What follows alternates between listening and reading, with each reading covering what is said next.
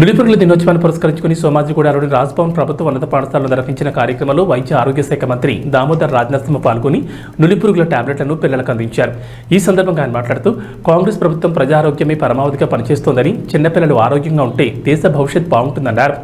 ఎప్పుడు మనం ఓన్ చేసుకోవాలి, ఇది మనది, ఇది నాది, దీన్ని పెంచుతాము, మెరుగైన సేవలు అందిస్తాము, ప్రమాణాలతో కూడిన విద్యను అందిస్తామనే ఆలోచన అరే ప్రైవేట్ స్కూల్ కు పోవాలి, ప్రైవేట్ ఆసుపత్రులు పోవాలి కాదు.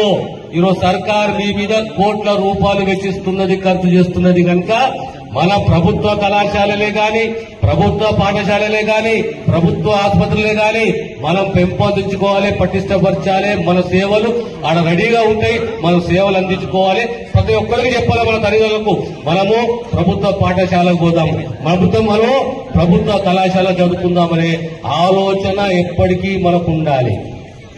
ఏ రకంగా అయితే ఈ రోజు మనం లేదా నులిపురుగుల గురించి ప్రతి సంవత్సరము ఈ టాబ్లెట్ తీసుకుంటామో అదే రకంగా రకరకాల కార్యక్రమాలు ఈ రోజు జాతీయ స్థాయిలో, రాష్ట్ర స్థాయిలో మేము ఆరోగ్యరీత్యా నిర్ణయాలు తీసుకుంటున్నాము, మీ ముందుకు వస్తున్నాము.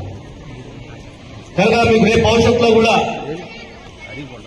నిన్న మొన్ననే మేము యోగా ఉత్సవాన్ని మొదలుపెట్టాం.